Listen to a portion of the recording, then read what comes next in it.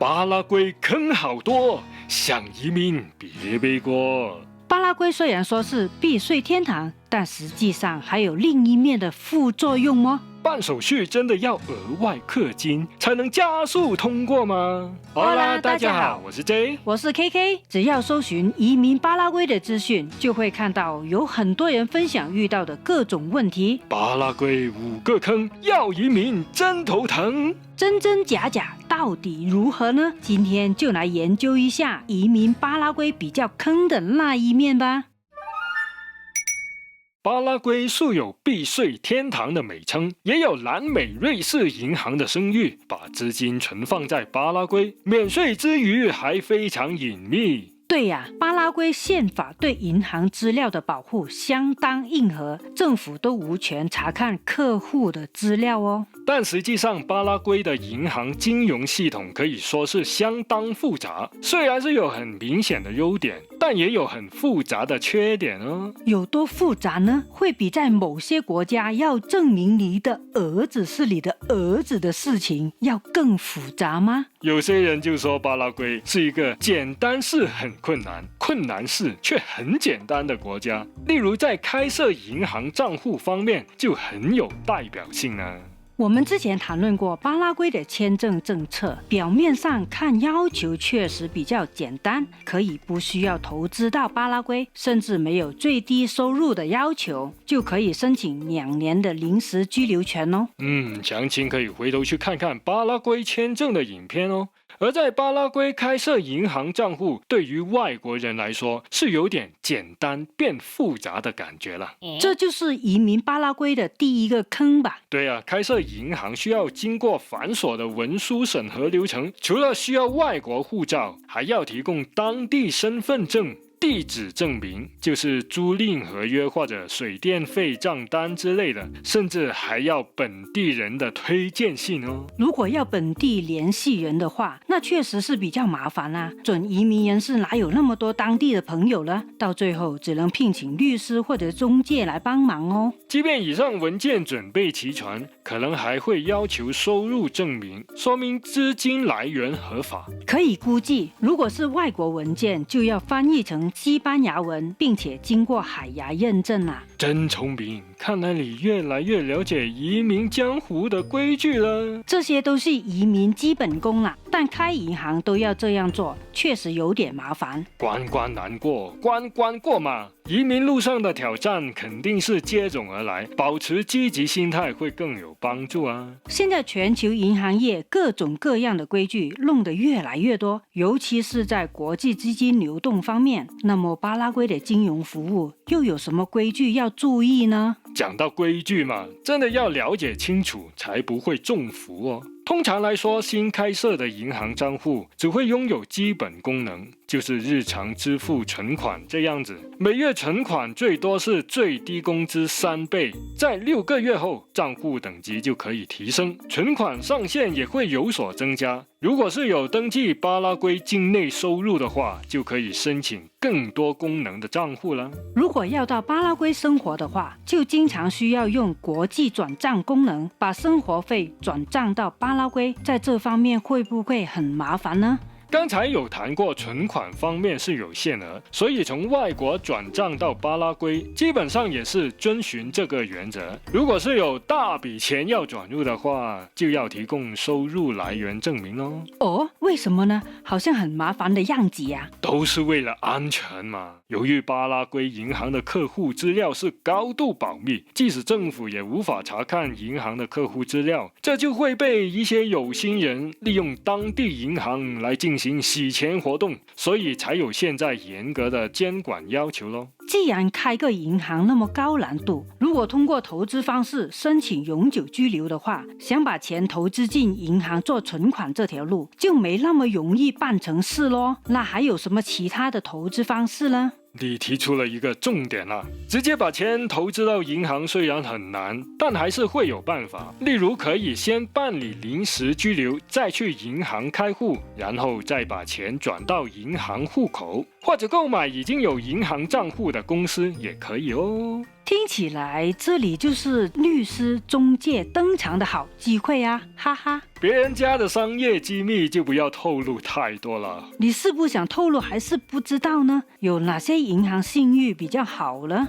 BNF 是比较推荐的银行，它是巴拉圭的国家银行，有政府支持，稳定性很高，但日常运营流程就比较传统。意思就是稳定，但手续繁多咯。还有巴西知名银行 Banco Itaú 在巴拉圭的分行，服务齐全之余，还有很多优惠活动哦。另外还有 Banco Atlas 有不错的网上银行服务，但汇款的手续费会比较高。那么有存款保险之类的制度吗？巴拉圭的存款保险金每个账户大约为$25,000。选择有良好信誉、适合自己需求的银行很重要哦。对呀，就算听起来感觉不错，也要实际了解清楚，这跟选择移民地点一样，适合才是最重要嘛。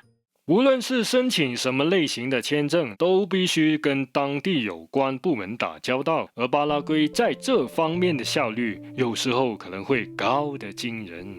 我们不是要谈缺点吗？效率高也是缺点吗？办事效率高是好事了，但如果为了提高效率而需要额外给点好处，那算不算是缺点呢？你是在说贪污腐败的问题吗？根据一些报告指出，巴拉圭有明显的贪污腐败问题，并已经广泛渗透到多个层面，包括公共机构、司法系统、地方政府。巴拉圭政府繁琐的官僚程序经常被人诟病，也有官员以权谋私的情况，甚至可能遇到要求好处费的情况哦。难道要一手交红包才会一手交签证吗？实际上不会那么明显要求你这样做，但可能会有些暗示或者设置关卡，然后建议你找个熟人帮忙之类的。哦，原来是有关系就没关系啦，这种办事风格真让人感到亲切啊。除此之外，地方警察的贪污行为也较为常见。当有问题需要找警察帮忙的时候，可能需要请他们喝咖啡哦。原来巴拉圭的警察不会像某个地方的警察那样会请你喝茶，他们只会要你请喝咖啡哦。还有司法系统效率低下的问题，会时常导致有罪不罚，反复执法力度不够，案件在法庭上搁置多年的情况出现。这些情况会影响来巴拉圭申请签证、经商投资的新移民哦。肯定啊，所以找个本地通帮忙就很重要了。怪不得律师中介的生意那么好啦。这些因素都导致巴拉圭政府机构运作效率比较低，而且官僚程序繁琐，还有可能被暗示要好处费才可以加速流程，这就让新移民有强烈的踩坑感了。在拉丁美洲，很多国家都有这样的毛病啊，难道是大家合谋的结果吗？如果以上资料有不够准确的地方，欢迎留言指教或者留言分享你的经历，感谢支持。巴拉圭在南美洲是完全被内陆包围的国家，这样的地理位置，在地缘冲突越演越烈的时代来说，确实是让人很有安全感。可是这种内陆特点也会明显的限制对外交通的便利哦。这是一个硬币的两面啊，对于新移民来说有什么影响呢？首先就是国际航班选择少。巴拉圭首都的亚松森国际机场每天都只有少量航班往返邻近国家，例如巴西、阿根廷、智利、巴拿马等等。对于希望直飞欧美或者亚洲的旅客来说，通常都要转机啦。中途转机好几遍，机票费用好几千。因为航班少，费用就很高啦。目前巴拉圭人口有680万，对于航空市场来说，规模很小啦，所以几乎没有什么联航选择。为了省钱，很多人就选择到阿根廷转机，听说分分钟可以省下一半的机票钱哦。为了省钱，就要乘坐红眼航班啦，还要考虑到凌晨出行所带来的不便哦。凌晨1、2点才赶去坐飞机，而且还要转机，我就深有体会啦。这感觉会让生物钟大混乱，好几天都恢复不过来呀。所以巴拉圭就不太适合需要频繁出国的朋友咯。如果想要交通方便的拉丁美洲国家，可能巴拿马、阿根廷、哥伦比亚会更适合。听说有些人为了省钱，就会坐车前往阿根廷或者巴西坐飞机，虽然会多花点时间，不过想到每个人可以省下几百美元的机票钱，旅程更累一点也无所谓吧。哇，可以省下几百块钱，数一下钱就精神百倍了。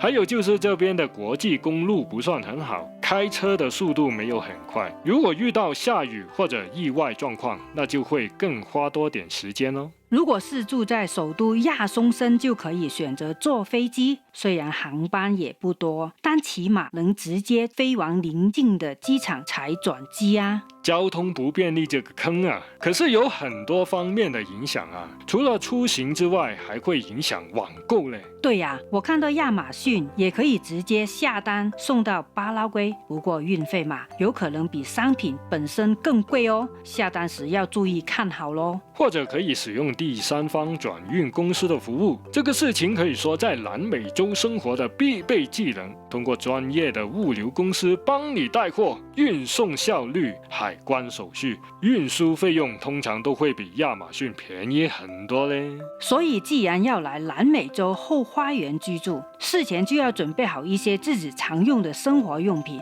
例如厨房用具、数码产品、日用好物等等，避免来到之后买不到合用的东西，就会觉得不顺手咯。是啊，听说有些人枕头都要带上啊。你是在说我吗？我后悔没有带上那个很好用的油壶哦。你的移民必备有什么东西呢？欢迎在留言区分享你的看法，大家一起加入讨论吧。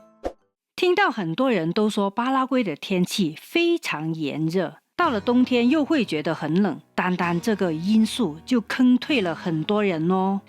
可以理解嘛，毕竟天气是很影响每天生活的感受。选择移民目的地的时候，一定要把气候因素考虑进去啊。既然巴拉圭的天气说的是如此炎热，那会不会适合我这种亚热带沿海地区出生的人呢？总的来说，巴拉圭气候特征是高湿度、高温度，主要分为夏季和冬季。夏季炎热多雨，通常是11月至次年3月，平均温度在25至35摄氏度，高温时会超过40度啊。湿度通常在60至80%，经常会有雷阵雨。这不就跟香港、广州的天气很像吗？因为温度、湿度都非常高，如果加上有太阳晒，那么一出门就像蒸桑拿的感觉啊，好像挺适合我的呀。冬天在每年6月至8月期间，相比夏季来说，温度是相差很远啊，平均10至20摄氏度，有时候晚上会降到5度以下，湿度平均50至70%。看得出来，冬天早晚温差比较大，感觉不会很干燥，有点像我们目前所在地厄瓜多昆卡的气候哦。所以曾经在热带或亚热带地区居住过，并且喜欢这种气候的朋友来说，移居巴拉圭可以说是1秒适应了。反过来说，喜欢气候凉爽的朋友就会觉得巴拉圭实在太热了。如果没有事前了解就移民过来的话，肯定会被坑得要冷气续命啊！想象一下哈士奇移民去沙漠的感觉嘞。还有听说巴拉圭有好多蚊子，看来蚊叮虫咬少不了啦。是啊，这种又热又湿的气候就是蚊子最喜欢的啦。尤其在亚松森这些低海拔的地区，确实有很严重的蚊虫问题啊。如果习惯住在没有什么蚊子的地方，例如昆卡，那可能就需要点时间习惯哦。那就要准备好驱蚊3宝啦。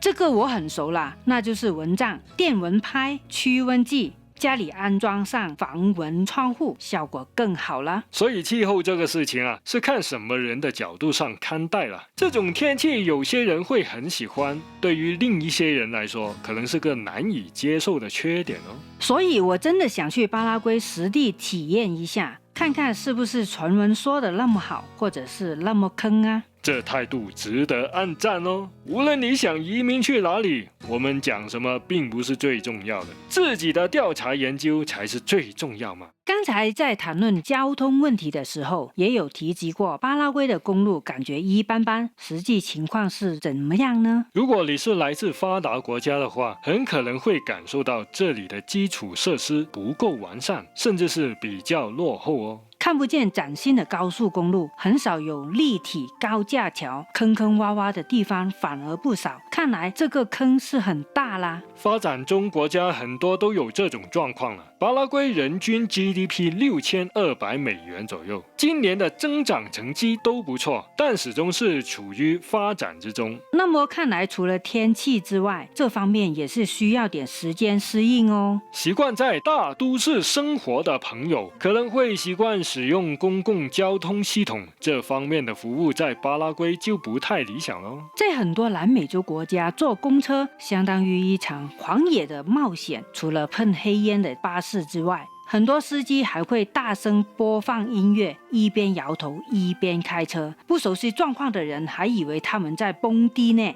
小 case 啦，不会撞车就不怕了。但是班车不准时是家常便饭啦。外国移民多数是坐计程车或者是 Uber， 这会是更好的选择吧？是啊，在巴拉圭首都亚松森，坐 Uber 会比较可靠了。但在亚松森以外的地区 ，Uber 或计程车的覆盖范围就有限公司咯。看来出门也不能总是滴来滴去呢。其实亚松森是一个很适合步行的城市，不要经常坐的士啦，散步逛逛体验一下也不错哦。尤其在比亚莫拉社区这边逛街挺舒服啦。那么出去之前，先去 Google Map 逛逛吧。还有很多朋友关心巴拉圭自来水的问题，听说这边的水不能直接喝哦。这要看情况了，要根据当地供水系统的情况而定。有些地方的居民是会直接饮用自来水，而有些地方就不会。不过对于新移民或者游客来说，通常都是先来到首都亚松森，而这边就不建议直接饮用啦。就算是可以直接喝，刚刚到步也要注意水土不服啊，还是买水喝比较好一点啊。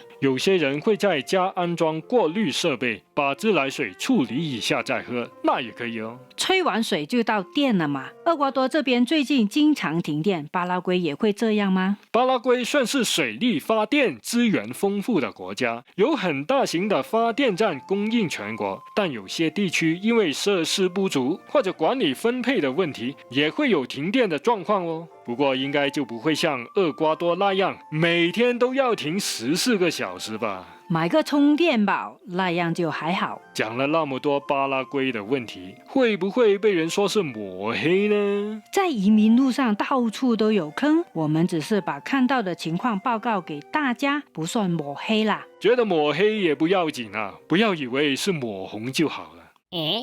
在来巴拉圭之前，你可能要详细了解一下移民政策。点这里看看这支影片吧。在之前的影片，我们谈论过移民巴拉圭5大好处，有兴趣的朋友回头去看看哦，链接放在影片说明栏。我们是在厄瓜多的频道，会经常分享各种移民资讯，记得按赞订阅，这样就不会错过最新影片哦。感谢你看到最后，我们下次影片再见，Ciao，拜拜。